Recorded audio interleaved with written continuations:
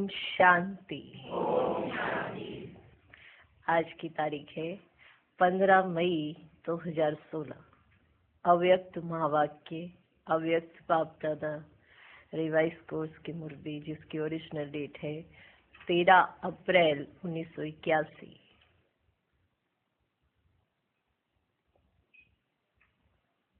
बाबा हमें रोज नए नए सोमान और हमारी महिमा कर हमें कितना ऊंचा उठाते हैं,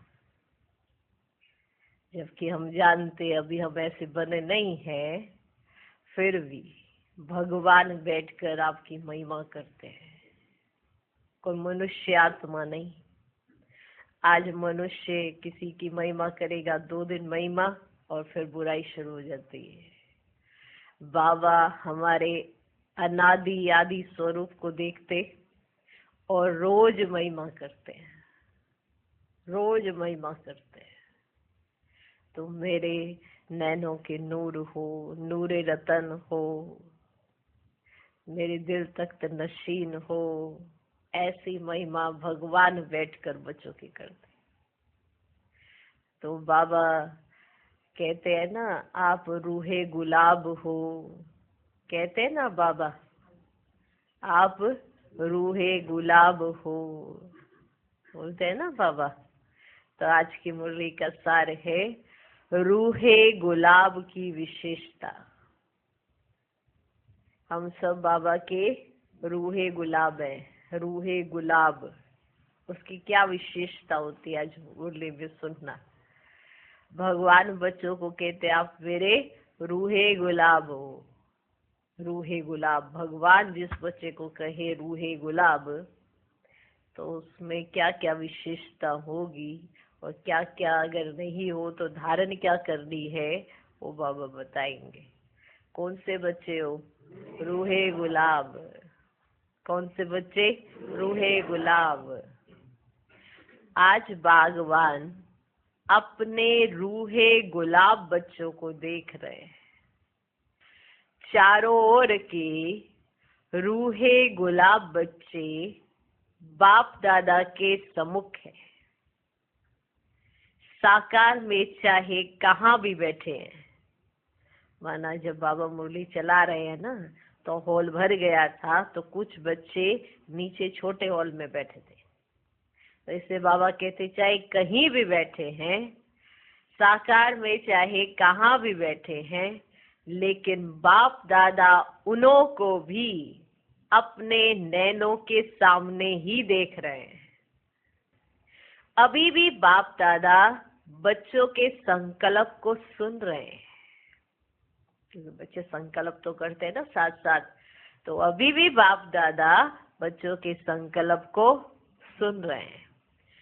सभी सम्मुख मुरली सुनना चाहते हैं, लेकिन नीचे होते हुए भी बाप दादा बच्चों को सामने देख रहे हैं। हर एक रूहे गुलाब की खुशबू बाप दादा के पास आ रही है। बाबा के सामने जो बैठे वो तो है ही, लेकिन जो छोटे हॉल में बैठे हैं, बाबा कहते बाबा उन्हों को भी सामने ही देख रहे हैं। बाबा को वो सामने ही दिखाई पड़ रहे हैं और उन्हों के संकल्प बाबा के पास पहुंच रहे हैं कि वो चाहते बाबा हम आपके सामने बैठे, आपके सम्मुख बैठे। जैसे डायमंड हॉल भर जाता है तो कॉन्फ्रेंस हॉल के बाहर, वहां भी इधर उधर सब तरफ अभी वो लगा देते हैं स्क्रीन, और उसके आधार पर देखते हैं। पर हर एक के अंदर संकल्प क्या होता है कि बाबा के सामने बैठ के मिले।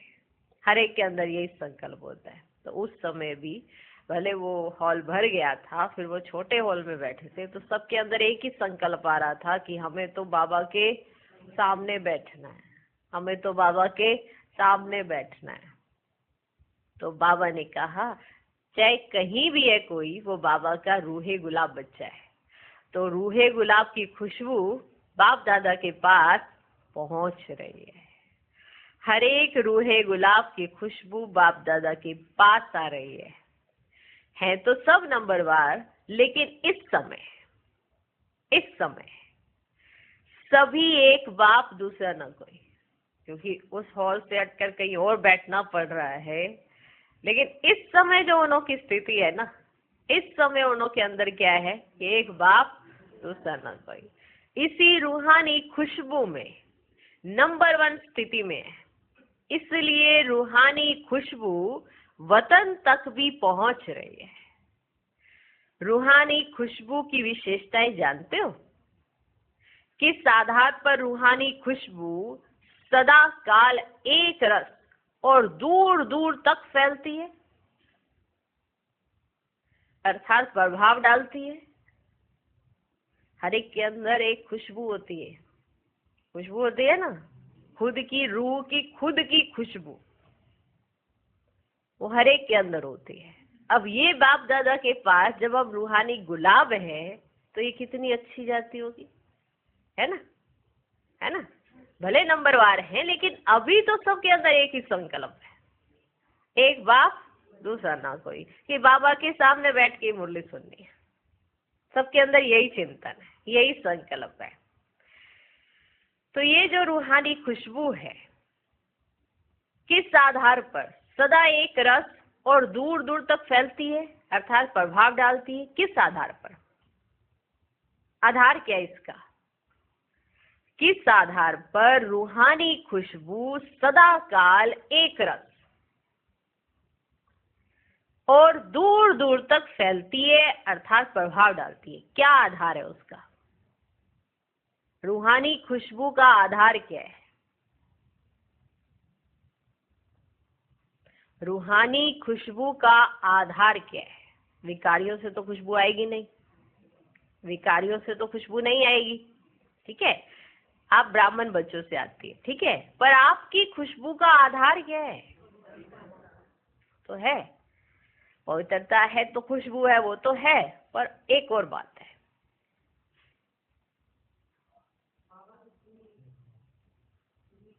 आपकी जो खुशबू है उसका आधार सदा एक रस रहे और दूर दूर तक जो फैलती है, उसका आधार क्या है?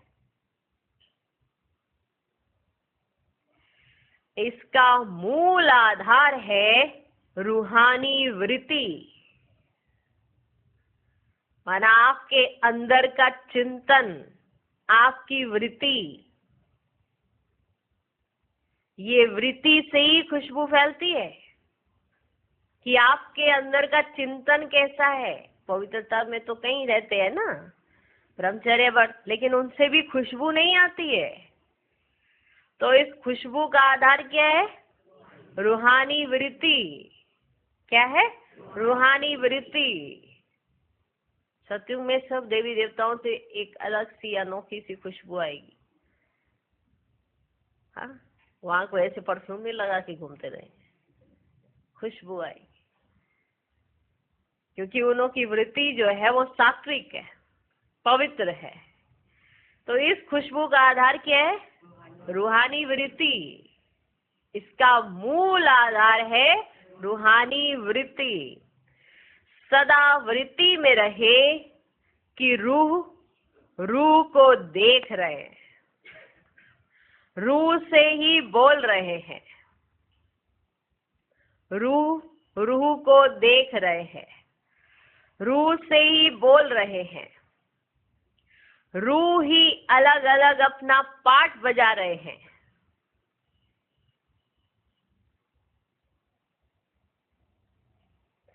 सदा वृत्ति में रहे कि रूह को देख रहे हैं, रूह से ही बोल रहे हैं, रूह ही अलग अलग अपना पाठ बजा रहे हैं। मैं रूह हूं, सदा सुप्रीम रूह की छत्र छाया में चल रहा हूं। मैं रूह हूं, सदा सुप्रीम रूह की छत्र छाया में चल रहा हूं। मैं रूह,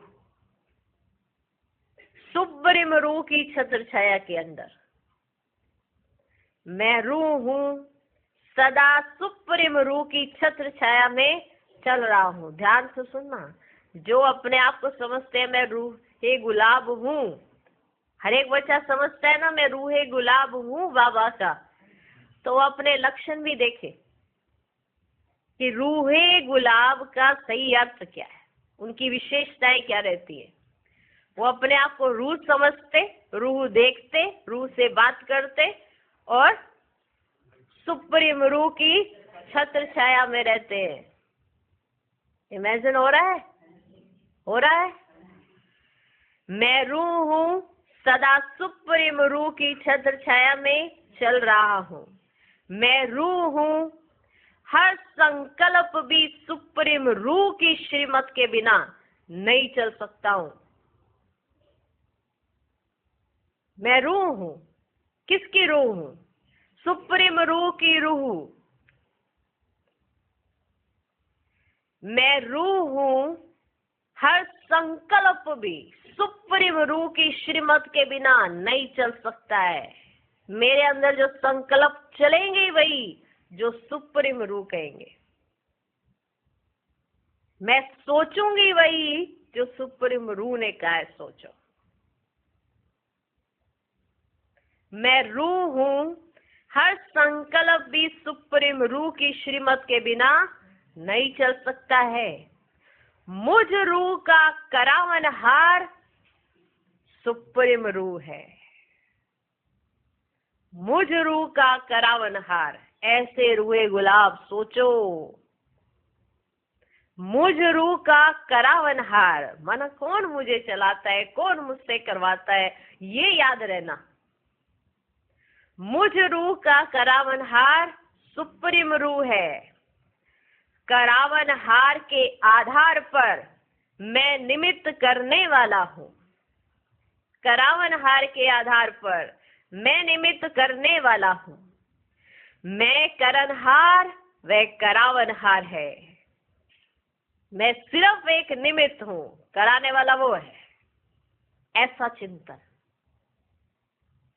मैं करनहार, वह करावनहार है। वह चला रहा, मैं चल रहा हूँ। वह चला रहा है, मैं चल रहा हूँ। ये है रूह का सुप्रीम रूह से कनेक्शन, कि उसकी श्रीमत के बिना संकल्प भी नहीं चल सकता। कर्म तो बड़ी दूर की बात है। जब संकल्प ही नहीं चल सकता तो कर्म ऐसा हो नहीं सकता जो श्रीमत के विरुद्ध हो। वह चला रहा, मैं चल रहा हूँ। हर डायरेक्शन पर मुझ रूह के लिए संकल्प, बोल और कर्म में सदा हजूर हाजिर है।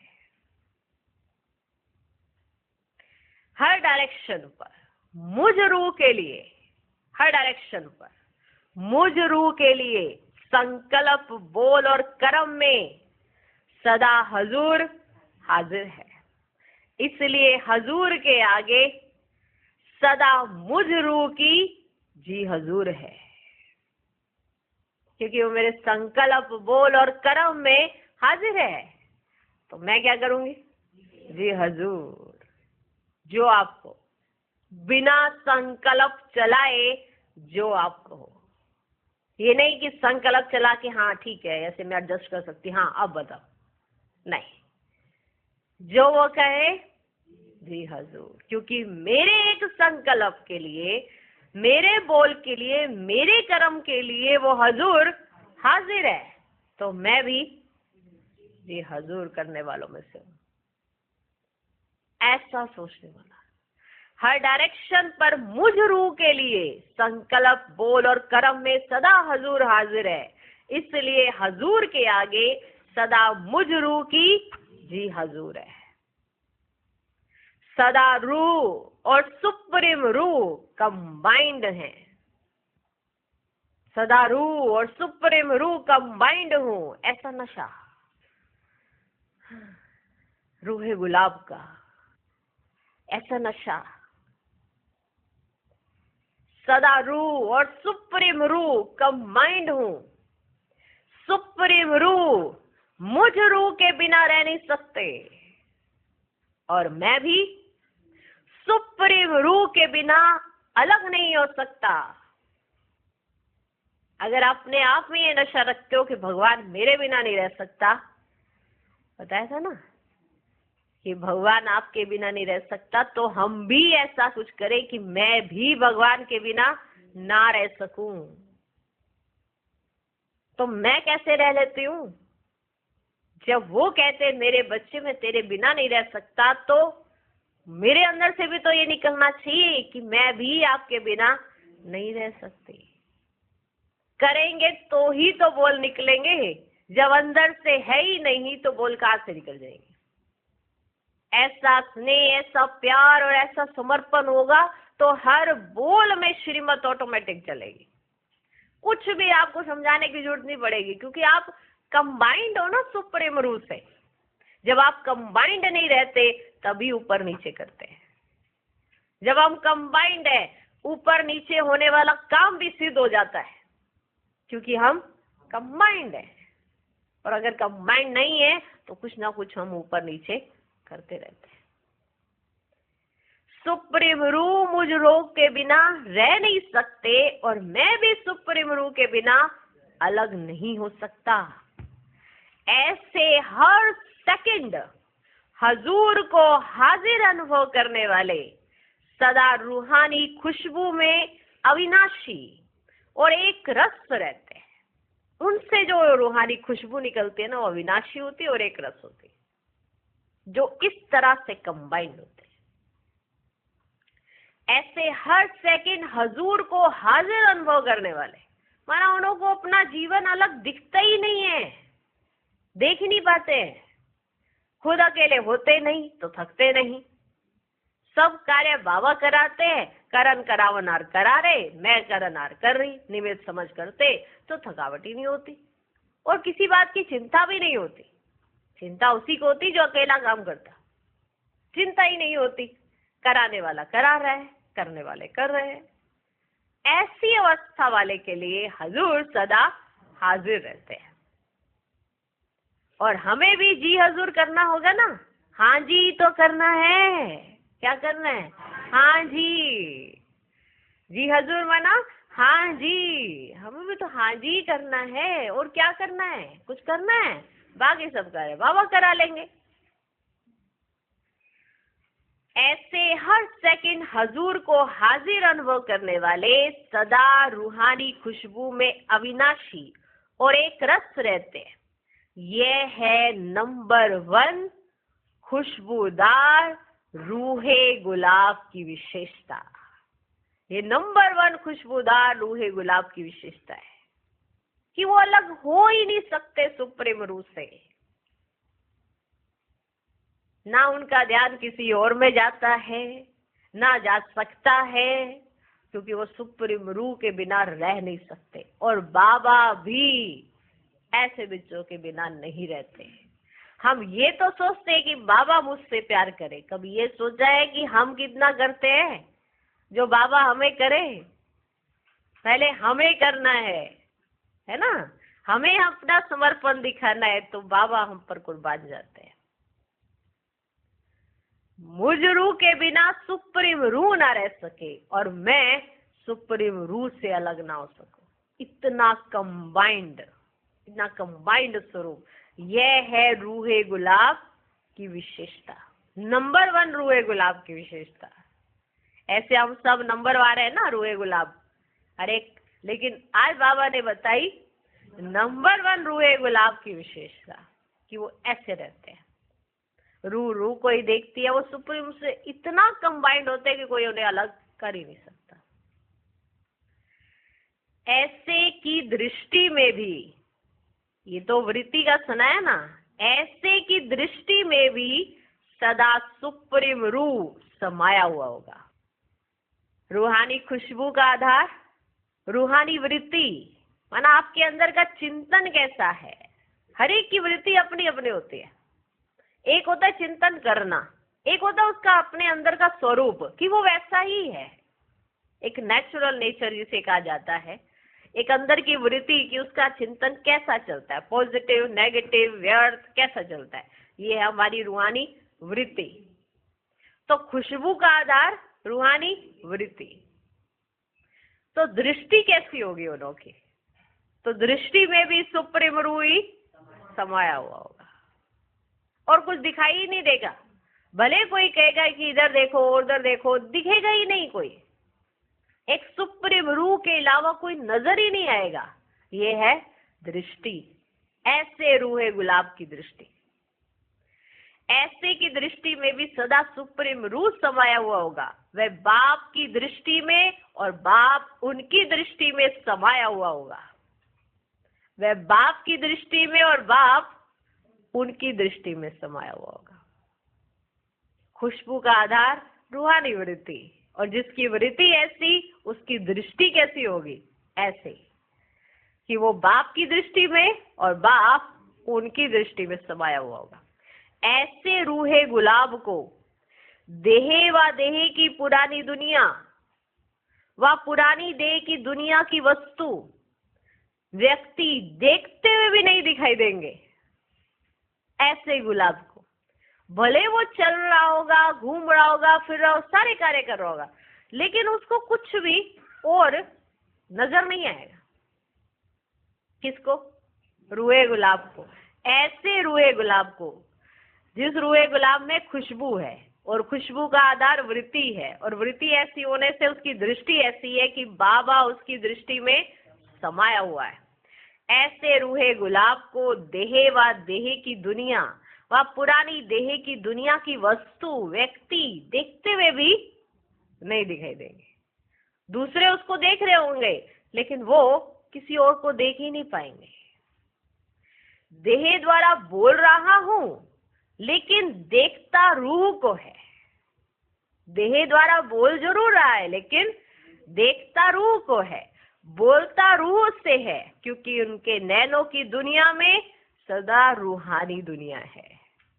इसलिए भले वो आपसे बात करेंगे लेकिन किससे बात भी करेंगे तो देखेंगे यहाँ रूह को, यही दिखाई देगा, क्योंकि उनकी नैनों में क्या है? रूहानी दुनिया, फरिश्तों की दुनिया है, देवताओं की दुनिया है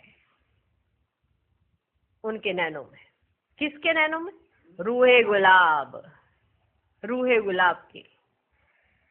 देह द्वारा बोल रहा हूं लेकिन देखता रूह को है, बोलता रूह से है, क्योंकि उनके नैनों की दुनिया में सदा रूहानी दुनिया है, फरिश्तों की दुनिया है, देवताओं की दुनिया है। उनको या तो कोई सब फरिश्ते नजर आते हैं, या तो देवी देवता नजर आते हैं, या रूह नजर आते हैं, बस यही दिखाई देता है और कुछ नजर नहीं आता। क्यों? क्योंकि उनके नैनों में रूहानी दुनिया है, सदा रूहानी सेवा में रहते। दिन है व रात है लेकिन उनके लिए सदा रूहानी सेवा है, चाहे दिन है चाहे रात है। वो कभी ये नहीं कहेंगे अरे अभी तो रात हो रही है, ये कोई सेवा करने का समय, वो नहीं ऐसा कह सकते। उनके लिए दिन हो या रात हो, उनके लिए सदा रूहानी सेवा है। ऐसे रूहे गुलाब की सदा रूहानी भावना रहती कि सर्व रूहें हमारे समान वर्षे के अधिकारी बन जाए। ऐसे रूहे गुलाब की। तो अब बताओ कौन है रूहे गुलाब? विशेषता सुना दी कि उसके अंदर ये रहेगी। ऐसे रूहे गुलाब की सदा रूहानी भावना रहती कि सर्व रूहें हमारे समान वर्षे के अधिकारी बन जाए। परवश आत्माओं को बाप द्वारा प्राप्त हुई शक्तियों का सहयोग दे, उन्हों को भी अनुभव करावे। कोई परवश है, किसी चीज की कमजोरी है, तो वो क्या करेंगे? अपनी शक्तियों का उन्हों को क्या देंगे? सहयोग। अपने अनुभव सुनाते रहेंगे और फिर उन्हों को भी अनुभव कराते रहेंगे। किसी की भी कमजोरी और कमी को नहीं देखेंगे। अगर किसी की कमी कमजोरी दिखाई भी देगी तो उसको ठीक करने का प्रयास करेंगे। ऐसा नहीं कि अभी उसकी कमी किसी और को बताने चले जाएंगे।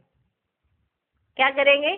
ठीक करने का प्रयास करेंगे। क्यों? क्योंकि वो रूहे गुलाब है, उनके अंदर यही है कि अगर इससे कोई गलती हो रही है तो मैं इसको ठीक कर दूं। वो कभी फैलाएंगे नहीं। कौन? रूहे गुलाब। क्योंकि उनसे देखी नहीं जाती किसी की कमी कमजोरी, वो ना ही देखेंगे ना ही फैलाएंगे। किसी की भी कमजोरी और कमी को नहीं देखेंगे। अपने धारण किए हुए गुणों का, शक्तियों का सहयोग देने वाला दाता बनेंगे। जो हमने गुण और शक्तियां धारण की है ना, तो अगर किसी के अंदर कमी कमजोरी होगी तो उसको सहयोग देंगे। क्या? कि वो शक्तिशाली बने, उसके अंदर भी गुण आ जाए, वो भी बाबा से अपना वर्षा ले ले, ऐसा सहयोग देंगे। कौन? रूहे गुलाब। दाता होंगे वो, दाता। ब्राह्मण परिवार के लिए सहयोगी, अन्य आत्माओं के लिए महादानी। ब्राह्मण परिवार के लिए सहयोगी, अन्य आत्माओं के लिए महादानी। यह ऐसा है, यह भावना नहीं, लेकिन इसको भी बाप समान बनाऊं। यह सर्व आत्माएं कंगाल, दुखी, अशांत से सदा शांत, सुख रूप मालामाल बन जाए। सदा स्मृति में एक ही धुन होगी कि विश्व परिवर्तन जल्दी से जल्दी कैसे हो। इसको कहा जाता है रूहे गुलाब। इसको कहा जाता है रूहे गुलाब। अब समझे, इतना बड़ा सम्मान भगवान हमें देते हैं। कई बच्चे कहते हैं एक दूसरे को, जैसे बाबा ने कहा, बच्चे आप नैनो के नूर हो बाबा के। आप समझते हो नैनो के नूर का अर्थ क्या होता है? ये नहीं कि आप नैनो में हो बस नैनो के नूर बन गए। बहुत विशेषता होती है उसके अंदर। ऐसे एक एक पॉइंट पर आप सोच के देखना। जैसे आज बाबा ने रूहे गुलाब की विशेषता बताई, ऐसे आप नूरे रत्नों की, दिल तख्त नशीन की, ऐसे विशेषता सोच के देखना। सोचना ऐसे की विशेषता कि उसके अंदर क्या क्या विशेषताएं होंगी जो दिल तख्त नशीन होगा। वो कैसे दिल तख्त नशीन बनी आत्मा। अगर इस तरह का चिंतन होगा तो जैसे बाबा हमें वरदान देते हैं कि आज बाबा इस महफिल में आए हैं, ऐसे बच्चे बाबा के सन्मुख, तो हमें उस शब्दों की ना कीमत समझ आएगी। ये रूहे गुलाब, नैनो के नूर, तब समझ में आएगा ये इतना बड़ा सम्मान। ठीक है। आज महाराष्ट्र का टर्न है। महाराष्ट्र वाले सदा एक ही महाशब्द को याद रखें तो सब महान अर्थात नंबर 1 बन जाए। महाराष्ट्र वालों का क्या लक्ष्य है? महान बनना। स्व को भी महान बनाना है, विश्व को भी महान बनाना है। यही सदा स्मृति में रहता है ना। और कर्नाटक वाले सदा नाटक में हीरो पार्ट बजाने वाले हैं। बनना भी हीरो है, बनाना भी हीरो है। आंध्रा अर्थात अंधियारा मिटाने वाले, सब प्रकार का अंधेरा। आंध्रा में गरीबी का अंधकार भी ज्यादा है, तो गरीबी को मिटाए, सर्व को संपन्न बनाना है।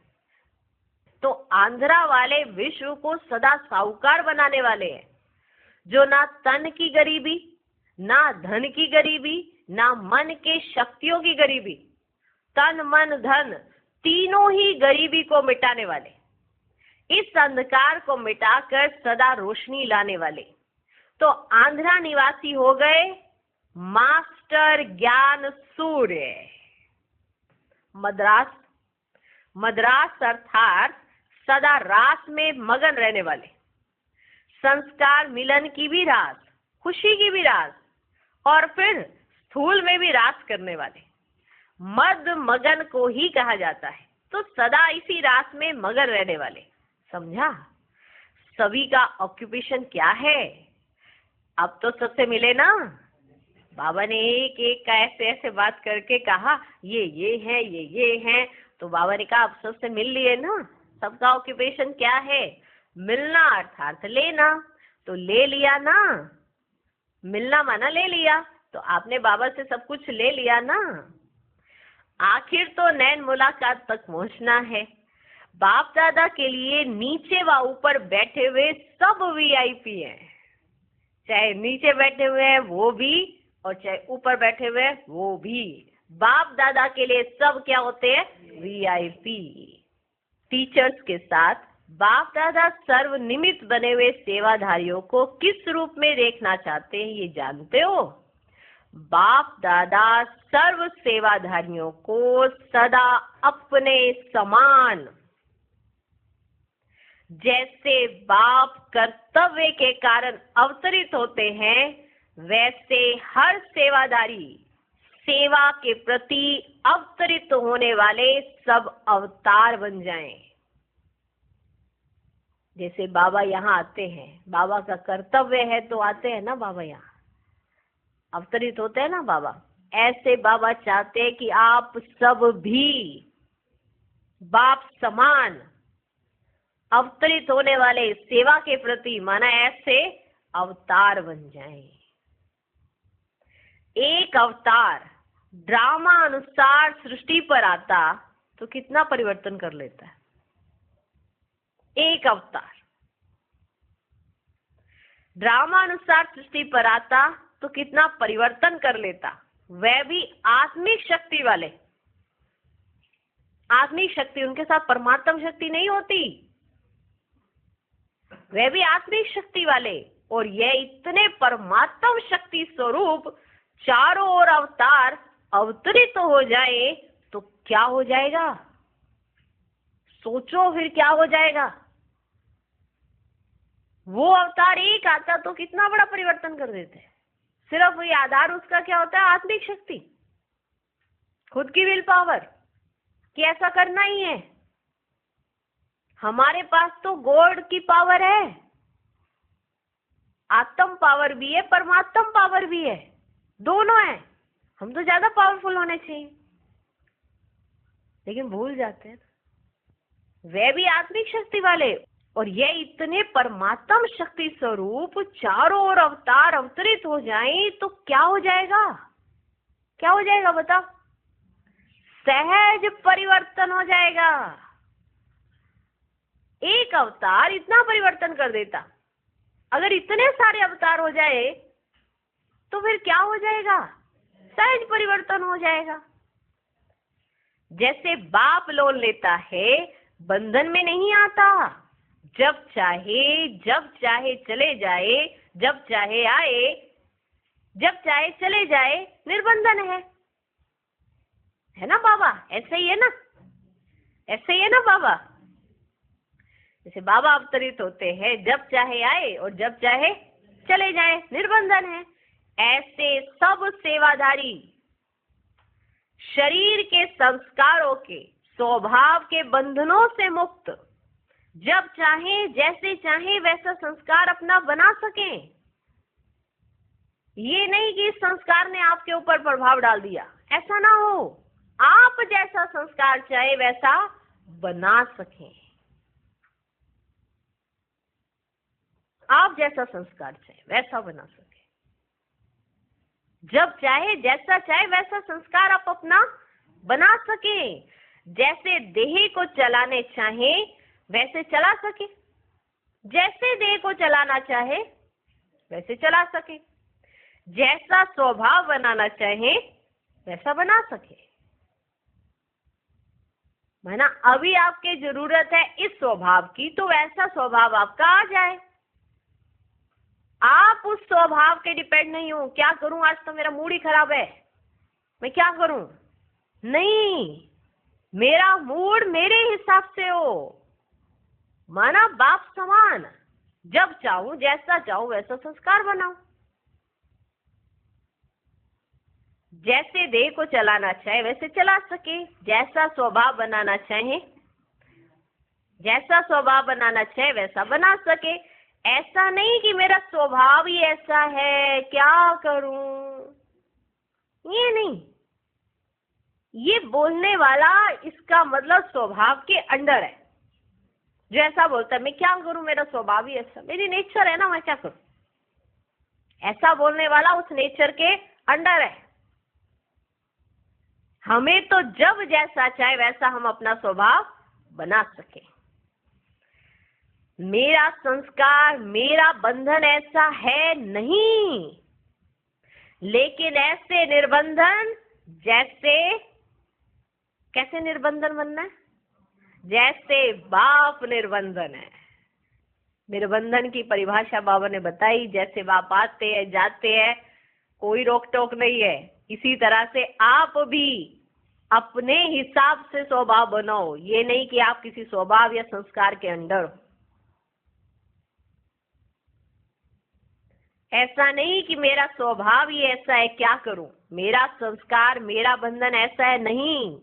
लेकिन ऐसे निर्बंधन जैसे बाप निर्बंधन है। कई सोचते हैं हम तो जन्म मरण के चक्र के कारण शरीर के बंधन में हैं, लेकिन ये बंधन है क्या? ये कोई बंधन है क्या? अब तो शरीर आपका है ही नहीं, अब तो शरीर आपका है ही नहीं, फिर बंधन आपका कहां से आया? आप सरेंडर हुए, आपने कहा तन मन धन बाबा आपका, तो आपको किस चीज का बंधन हो सकता है? जब तन आपका नहीं तो वो तन कैसे बंधन डाल सकता है आपके ऊपर? अब तो शरीर आपका है ही नहीं, फिर बंधन आपका कहां से आया? जब मर्जीवा बन गए तो शरीर किसका हुआ? तन मन धन तीनों अर्पण किया है या सिर्फ दो का अर्पण किया, एक को नहीं? जब मेरा तन ही नहीं, मेरा मन ही नहीं, तो बंधन हो सकता है? यह भी कमजोरी के बोल है, ये भी कमजोरी के बोल हैं। क्या करे, जन्म जन्म के संस्कार हैं, शरीर का हिसाब किताब है, क्या करें? पुराने जन्म का पुराना खाता संगम युग पर समाप्त हुआ, नया शुरू किया। अभी उधर का पुराना रजिस्टर समाप्त हुआ, नया शुरू किया। अभी उधर का पुराना रजिस्टर समाप्त हो गया या अभी तक संभाल कर रखा है? बार बार बीच बीच में खोल खोल के देख लेते हैं। खत्म नहीं किया है क्या? तो समझा बाप दादा क्या देखना चाहते हैं? पूछा था ना टीचर से, आप सभी टीचर्स हो ना, तो बाबा ने पूछा था सबसे पहले कि सर्वनिमित्त बने हुए सेवाधारियों को किस रूप में देखना चाहते हैं बाप दादा? अब समझ में आया कि कैसा देखना चाहते हैं? बाप समान, बाप समान में निर्बंधन। जैसे बाबा का आना जाना निर्बंधन है, ऐसे आप भी क्या हो? निर्बंधन। किस चीज का बंधन होता है? संस्कार का, स्वभाव का, हिसाब किताब का, ये है बंधन। ये तो नया जन्म है ना, नया जन्म में नया खाता, पुराना खत्म। तो अब समझा बाप दादा क्या देखना चाहते हैं?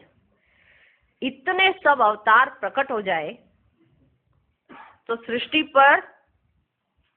पर हलचल मच जाएगी ना। इतने सारे अवतार एक ही बार में आ गए। अगर सच में सारे अवतार प्रकट हो जाए, माना हम अपने स्वरूप में वैसे ही आए जैसे बाबा में देखना चाहते हैं, तो सृष्टि पर हलचल मच जाएगी ना। अवतार अर्थात ऊपर से आने वाली आत्मा। मूल वतन की स्थिति में स्थित हो, ऊपर से नीचे आओ, नीचे से ऊपर नहीं जाओ। यहाँ के संस्कार ले जाके ऊपर देख रहे होते वतन को। आप अपने अनादि आदि स्वभाव से देखो, आप वहीं के हो, यहाँ के नहीं। है ही परम धाम निवासी आत्मा, सत्व प्रधान आत्मा। अपने आदि अनादि स्वरूप में रहो, अपने स्वरूप में रहो। कौन से? अनादि आदि। अंत की स्मृति में नहीं रहो, जो अभी की हालत है आपकी। बार बार वही सोच देते हैं, अनादि आदि। फिर क्या हो जाएगा? स्वयं भी निर्बंधन, और जिनों की सेवा के निमित्त बने हो वह भी निर्बंधन हो जाएंगे। स्वयं भी निर्बंधन और जिनों की सेवा के निमित्त बनते हो वह भी निर्बंधन हो जाएंगे। नहीं तो वह भी कोई ना कोई बंधन में बंध जाते हैं। स्वयं निर्बंधन अवतरित हुई आत्मा समझकर कर्म करो तो और भी आपको फॉलो करेंगे। जैसे साकार बाप को देखा, क्या याद रहा? बाप के साथ मैं भी कर्माती स्थिति में हूँ, या देवताई बचपन रूप में। ब्रह्मा बाबा को देखा तो ब्रह्मा बाबा को क्या याद रहता था? क्या याद रहता था? पिछले अपने। बाबा को कभी देखा पिछले अपने याद करने? मेरा ये संस्कार था पीछे। कभी मुरली में बाबा ने ऐसा कहा हो? बाबा को क्या याद रहता था कि मैं कर्माती स्थिति में हूँ, या देवताई बचपन में मैं प्रिंस बनने वाला हूँ। इस नशे में रहते थे ब्रह्मा बाबा। बाप के साथ मैं भी कर्माती स्थिति में हूँ, या देवताई बचपन में। अनादि आदि रूप सदा स्मृति में रहा, तो फॉलो फादर। जैसे बाबा को अपना कर्माती स्वरूप और अपना देवताई स्वरूप ये याद रहता था, ये याद रहता था, वो इसी में रहते थे। आगे मैं ये बनने वाला हूँ, ऐसा होने वाला हूँ, तो वो गुण ऑटोमेटिक आते जाते थे। तो जैसे ब्रह्मा बाबा ने किया वैसे ही हमको करना है, तो फॉलो फादर। टीचर से पूछने की जरूरत ही नहीं कि संतुष्ट हो। बाबा कहते टीचर से पूछने की जरूरत ही नहीं कि संतुष्ट हो। टीचर से पूछना माना टीचर की इंसल्ट करना। इसलिए बाप दादा इंसल्ट तो नहीं कर सकते। माना टीचर संतुष्ट ना हो, ऐसा बाबा सोचते हैं कि ऐसा हो नहीं सकता। इसलिए बाबा ये नहीं पूछेंगे टीचर से कि आप संतुष्ट हो, क्योंकि अगर ये पूछ लिया तो एक तरह से बाप दादा कहते ये भी एक टीचर्स की इंसल्ट हो जाती है। बाप समान निमित्त हो। निमित्त का अर्थ ही है सदा करन करावन हार के स्मृति स्वरूप। टीचर की माना एक पोजीशन पे जाकर बैठना, माना जैसा बाबा की सोच वैसी टीचर की सोच। ये एक नेचुरल स्वरूप है उसका, जो उसको गिफ्ट में मिलता है। अगर वो सदा अपने आप को करनहार और बाबा को करावनहार की स्मृति में रखती है। यही स्मृति समर्थ स्मृति है। करनहार हूं लेकिन करन करावनहार के आधार पर करनहार हूं। कहीं ऐसा सोचते हैं हम सारा दिन सेवा ही करते रहे, हम सारा दिन ये कर्म ही करते रहे। अरे करा कौन रहा है? आप में तो इतनी ताकत ही नहीं कि आप कोई सेवा भी कर सको। करनहार हूं लेकिन करन करावनहार के आधार पर करनहार हूं। निमित्त हूं लेकिन निमित्त बनाने वाले को भूलना नहीं। निमित्त बने हो लेकिन जिसने आपको निमित्त बनाया उस बनाने वाले को भूलना नहीं। मैंपन नहीं, सदा बाप दादा ही मुख में मन में कर्म में रहे। यही पाठ पक्का है ना। मैंपन नहीं कि मैं हूं मैं हूं मैं हूं, नहीं। सदा बाप दादा ही मुख में मन में कर्म में रहे, यही पाठ पक्का है ना। पार्टियों के साथ मुलाकात, बाप दादा कहते अमृत वेले से लेकर रात तक जो भी बाप ने श्रेष्ठ मत दी है उसी मत के अनुसार सारी दिनचर्या व्यतीत करते हो। उठना कैसे, चलना कैसे, खाना कैसे है, कार्य व्यवहार कैसे करना है, सबके प्रति श्रेष्ठ मत मिली हुई है। उसी श्रेष्ठ मत के प्रमाण हर कार्य करते हो। हर कर्म करते हुए अपनी स्थिति श्रेष्ठ रहे, उसके लिए कौन सा एक शब्द सदा स्मृति में रखो। कोई भी कार्य करते हुए आपकी जो स्थिति है वो श्रेष्ठ रहे, कौन सा एक शब्द स्मृति में रखो? ट्रस्टी। क्या रखो? ट्रस्टी। अगर कर्म करते ट्रस्टीपन की स्मृति रहे तो स्थिति श्रेष्ठ बन जाएगी, क्योंकि ट्रस्टी बनकर चलने से सारा ही बोझ बाप पर पड़ जाता है। सारा ही बोझ ट्रस्टी बनकर चलने से सारा ही बोझ बाप पर पड़ जाता है।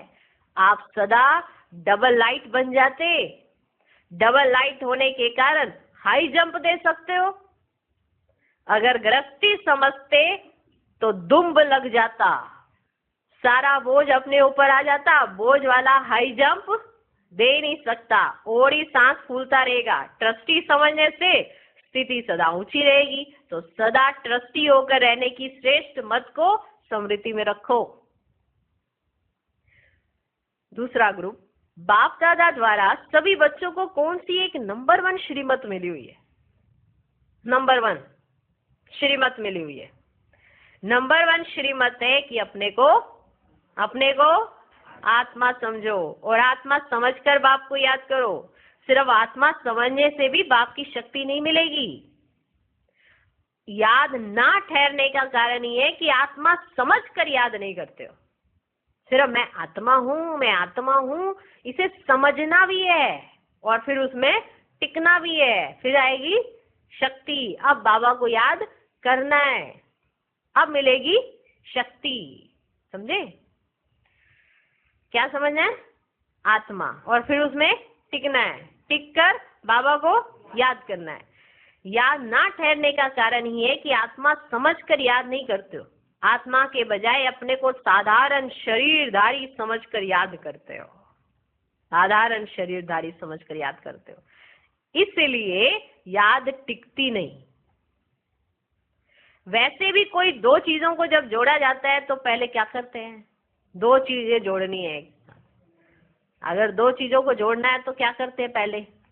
तो पहले समान बनाते हैं। अगर आपको बाबा को याद करना है तो पहले बाबा जैसे बनो। माना ये शरीर का कवच आपको उतारना पड़ेगा। बड़ा अच्छा हम कोर्स में बताते हैं, दो तारे हैं, एक तार के ऊपर से रबड़ उतरी हुई है और आप वो एक तार जिसके ऊपर रबड़ चढ़ी हुई है, आपको अपनी रबड़ उतारनी पड़ेगी, फिर दूसरी तार पे से तो रबड़ उतरी हुई है, इसलिए आप उसको जोड़ दो, फिर करंट सप्लाई होगा। ये कोर्स में सुनाया जाता है ना। इसी तरह से ये भूल जाते हो ना, पहला पार्ट ही यही है और पहली श्रीमती यही है। इसलिए जब दो चीजों को जोड़ा जाता है तो पहले समान बनाते। ऐसी आत्मा समझकर याद करो तो याद सहज हो जाएगी, क्योंकि समान हो गए ना। यह पहली श्रीमती प्रैक्टिकल में सदा लाते रहो, यही मुख्य फाउंडेशन है। अगर फाउंडेशन कच्चा होगा तो आगे चढ़ती कला नहीं हो सकती। अभी अभी चढ़ती कला, अभी अभी नीचे आ जाएंगे। मकान का भी फाउंडेशन अगर पक्का ना हो तो दरार पड़ जाती है या गिर जाता है। ऐसे ही अगर ये फाउंडेशन मजबूत नहीं तो माया नीचे गिरा देगी। इसलिए फाउंडेशन सदा पक्का। सहज बात के ऊपर भी बार बार अटेंशन। कोई अगर सहज भी बात हो तो उस पर भी बार बार क्या दो? अटेंशन। अगर अटेंशन नहीं देते तो सहज बात भी मुश्किल हो जाती। क्या दो? अटेंशन। तीसरा ग्रुप, सदा ये नशा रहता है कि हम ही कल्प कल्प के अधिकारी आत्माएं हैं, हम ही थे, हम ही हैं, हम ही कल्प कल्प रहेंगे। रहता है हम ही कल्प कल्प होंगे। कल्प पहले का नजारा ऐसी स्पष्ट स्मृति में आता है। आज ब्राह्मण है, कल देवता बनेंगे, हम ही देवता थे, यह नशा रहता है। हम सो हम, ये मंत्र सदा याद रहता है। इसी एक नशे में रहो तो सदा, जैसे नशे में सब बातें भूल जाते हैं ना, संसार ही भूल जाता है, ऐसे इसमें रहने से ये सब पुरानी दुनिया सहज ही भूल जाएगी। हम ही थे, हम ही बनेंगे और हम ही रहेंगे। ऐसी अपनी अवस्था अनुभव करते हो तो सदा चेक करो, आज ब्राह्मण कल देवता, ये कितना समय नशा रहा, इसको चेक करो। जब व्यवहार में जाते हो तो भी ये नशा कायम रहता है कि हल्का हो जाता है? आज ब्राह्मण कल देवता, कितना समय ये नशा रहता है? जो जैसा होता है उसको वह याद रहता है, जो जैसा होता है उसको वह याद रहता है। जैसे प्रेसिडेंट है, ठीक है, प्रेसिडेंट है, वह कोई भी काम करते ये नहीं भूलता कि मैं प्रेसिडेंट हूं। तो आप भी सदा अपनी पोजीशन याद रखो, इससे सदा खुशी रहेगी, नशा रहेगा। सदा खुमारी चढ़ी रहे, हम ही देवता बनेंगे, हम भी ब्राह्मण चोटी हैं, ब्राह्मण तो देवताओं से भी ऊंचे हैं। इस नशे को माया कितना भी तोड़ने की कोशिश करे लेकिन तोड़ ना सके। माया आती तभी है जब अकेला कर देती है, बाप से किनारा करा देती है। डाकू भी अकेला करके फिर वार करते हैं ना। इसलिए सदा कंबाइंड रहो, कभी भी अकेले नहीं होना। मैं और मेरा बाबा, इसी स्मृति में कंबाइंड रहो। चौथा ग्रुप, सभी अपने को महान भाग्यशाली समझते हो ना? समझते हो ना? महान भाग्यशाली समझते हो ना? देखो कितना बड़ा भाग्य है जो वरदान भूमि पर वरदानों से झोली भरने के लिए पहुंच गए हो। ऐसा भाग्य विश्व में कितनी आत्माओं का है? कोटों में कोई और कोई में भी कोई। तो यह खुशी सदा रखो कि जो सुनते थे, वर्णन करते थे, कोटों में कोई में भी कोई आत्मा, वह हम ही है, वह हम ही है। ये नशा है, हम ही है वो। कोटों में कोई में भी कोई है, इतनी खुशी है। सदा इसी खुशी में नाचते रहो, वाह मेरा भाग्य, यही गीत गाते रहो और इसी गीत के साथ खुशी में नाचते रहो। ये गीत गाना तो आता है ना, वाह रे मेरा भाग्य, आता है गाना क्या? वाह रे मेरा भाग्य और वाह मेरा बाबा, वाह रे मेरा भाग्य और वाह मेरा बाबा, वाह ड्रामा वाह। ये गीत गाते रहो। बहुत लकी हो, बाप तो सदा हर बच्चे को लवली बच्चा ही कहते हैं, तो लवली भी हो, लकीएस्ट भी हो। कभी अपने को साधारण नहीं समझना, कभी अपने को साधारण नहीं समझना, बहुत श्रेष्ठ हो। भगवान आपका बन गया तो और क्या चाहिए? भगवान आपका बन गया तो और क्या चाहिए? जब बीज को अपना बना दिया तो वृक्ष तो आ ही गया ना। तो सदा इसी खुशी में रहो। आपकी खुशी को देख दूसरे भी खुशी में नाचते रहेंगे। आप खुश रहो तो दूसरे भी खुश रहेंगे। है वो इतने खुश?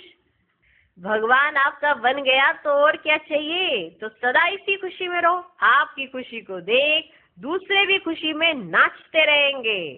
अच्छा, मीठे मीठे सिकिलधे बच्चों प्रति माता पिता बाप दादा का याद प्यार और गुड मॉर्निंग। रूहानी बाप की रूहानी बच्चों को नमस्ते। हम रूहानी बच्चों की भी रूहानी बाप दादा को नमस्ते नमस्ते नमस्ते। Good morning good morning good morning. आज का वरदान, अपने स्वस्वरूप और स्वदेश के स्वमान में स्थित रहने वाले मास्टर लिबरेटर भव। आजकल के वातावरण में हर आत्मा किसी ना किसी बात के बंधनवश है। कोई तन के दुख के वशीभूत है, कोई संबंध के, कोई इच्छाओं के, कोई अपने दुखदायी स्वभाव संस्कार के, कोई प्रभु प्राप्ति ना मिलने के कारण पुकारने चिल्लाने के दुख के वशीभूत। ऐसी दुख और शांति के वश आत्माएं अपने को लिबरेट करना चाहती हैं। तो उन्हें दुख में जीवन से लिबरेट करने के लिए अपने स्वस्वरूप और स्वदेश के स्वमान में स्थित रह रहम दिल बन मास्टर लिबरेटर बनो।